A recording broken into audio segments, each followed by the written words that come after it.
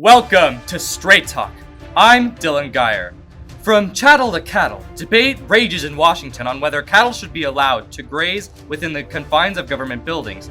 The so-called Bovine Freedom Act has been slowly making its way through Congress and is up for a vote this evening in the Senate. If passed, the nation's cattle could be legally granted not just the same rights as you and I, but the additional rights of being allowed to graze and wander freely within some of the most sacred chambers, including the Capitol building. For more on this, let's turn to Chase Rawland on location outside the Senate chambers. Chase, what is the mood like in Washington, D.C. tonight? There's been a real clash of ideologies here tonight between hopeful farmers and Washington, D.C. insiders over what this legislation means for our country. Any word on when the vote is scheduled to take place? My sources have informed me that the Senate is at full debate at the moment, and they're hoping for a vote this evening. It's just a matter of time. Thanks, Chase. Keep us posted if anything changes. As debate in Congress rages on, many are asking what ramifications this legislation would have for both farmers and their cattle. Our first guest tonight is Representative Alec Newell. What can you tell us about this legislation, Mr. Newell? Let's hear some straight talk. The media's reaction to this legislation has been overblown. The Bovine Freedom Act is not about letting cattle roam free through the halls of Congress. It's about whether federal land can be used for cattle grazing in general. Doesn't the vagueness of the bill's language open the door for cattle to graze on any and all public lands? The important thing to remember is intent. The EPA and the federal government have made it impossible for hardworking farmers to feed their cattle on public lands. This legislation rights that wrong. That's all. Nobody's gonna bring their cattle to Washington, D.C. The idea is ludicrous. My next guest might disagree. This is Anna Rodriguez from the Policy Institute. Welcome, Anna. Give it to me straight. Thanks for having me, Dylan. Welcome. What are your concerns with this legislation? The wording of this legislation is particularly atrocious. I would like to read out one line from the bill if you indulge me. Go ahead. In section 1.3c, it states, all federal and public land shall be designated free to get grazed by all cattle and livestock, regardless of development of domiciles or like.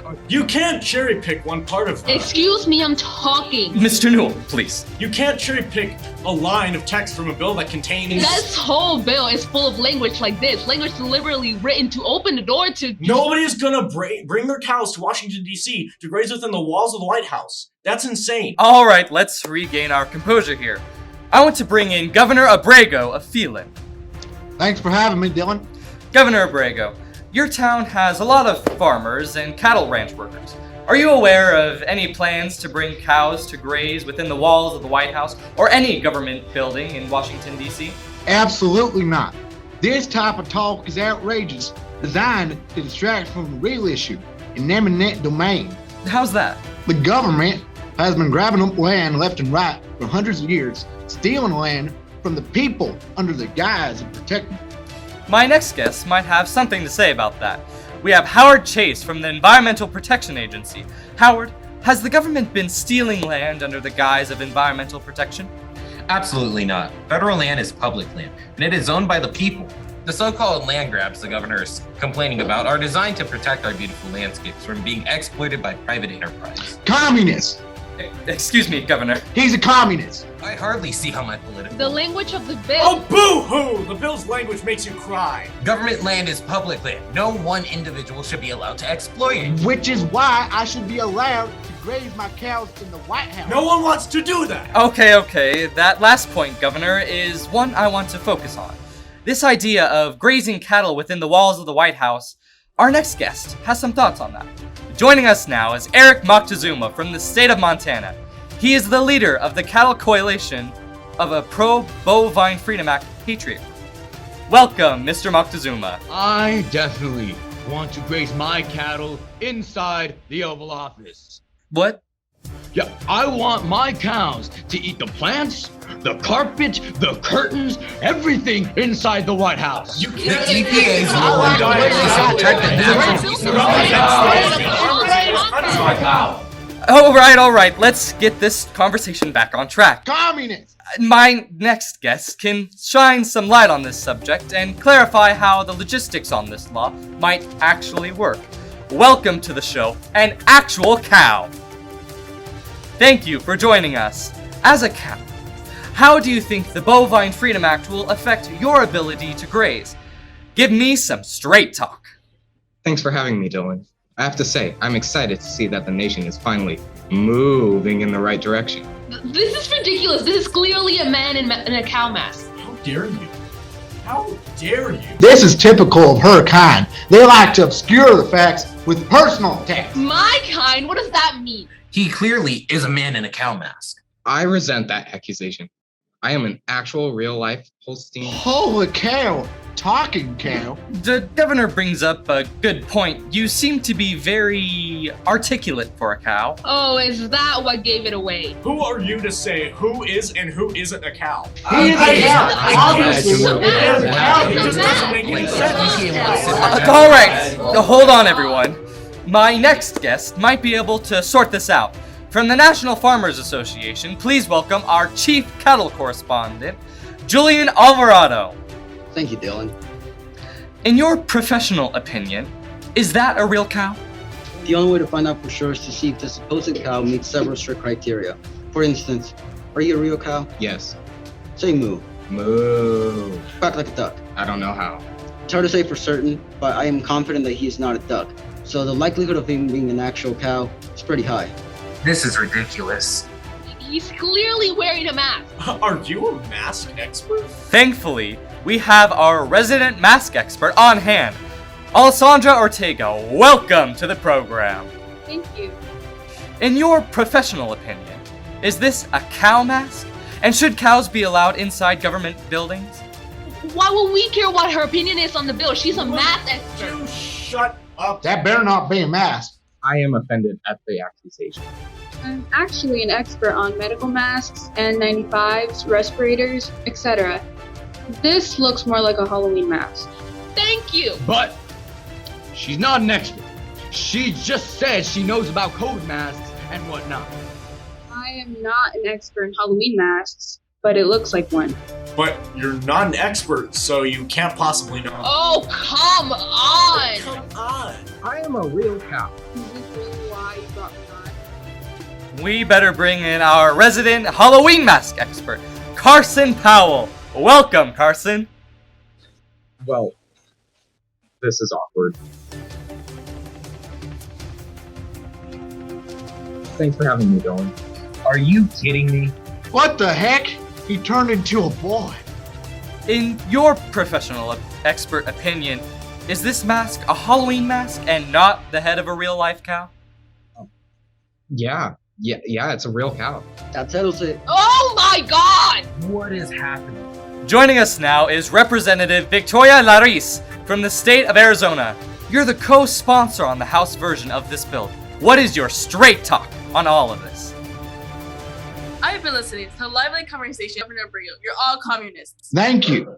Cows are cute, and we should let them go wherever they want. That is freedom. Joining the conversation from the Greater Oregon Agricultural Terrain, we have Isaiah Gonzalez. Welcome to the show. Not this guy. Thank you for having me. You know, it's appalling to me that once again, lost in all the crosstalk and completely left out of the conversation is the issue where goats stand in all of this.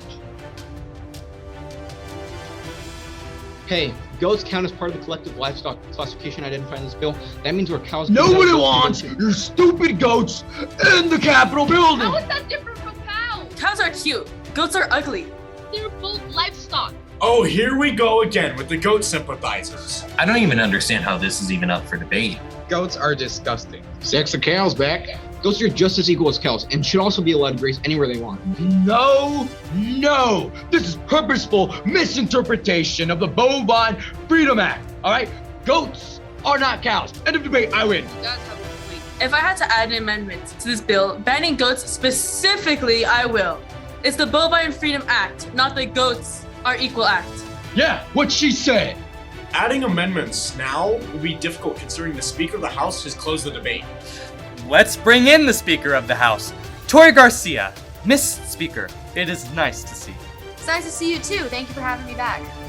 Miss Speaker, does the current Bovine Freedom Act allow cows within the government buildings? And if so, do those same freedoms also apply to goats? You know, there is so much in this bill that we just don't fully understand the magnitude of. Remember, the House was only given 20 minutes to review this legislation before we were forced to cast our vote. A bill, mind you, that contains over 47,000 pages. Yes, big bills are better bills. More words equal more legal. That's exactly right. It is what they teach in law school. I wish it had more pages.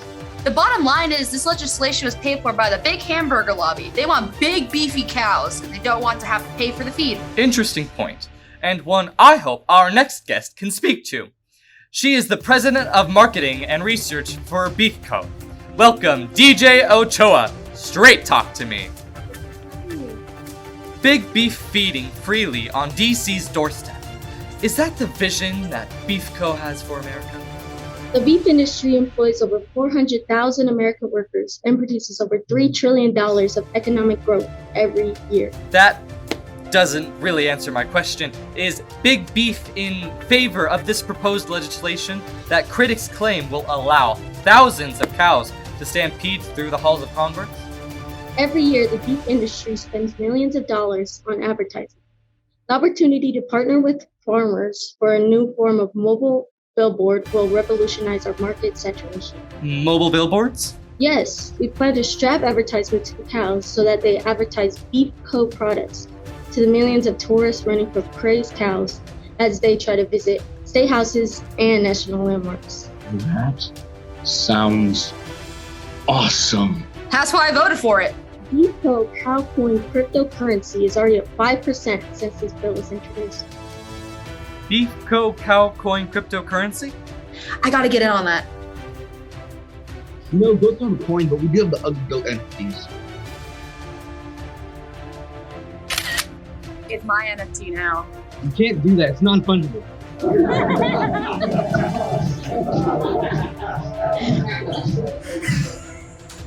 So, back to tourists running from cows. My next guest is from the local college fraternity Delta Lambda Pi. Welcome, Richie Quiroga. Richie, your fraternity has signed on to endorse and support this legislation. Tell us about that.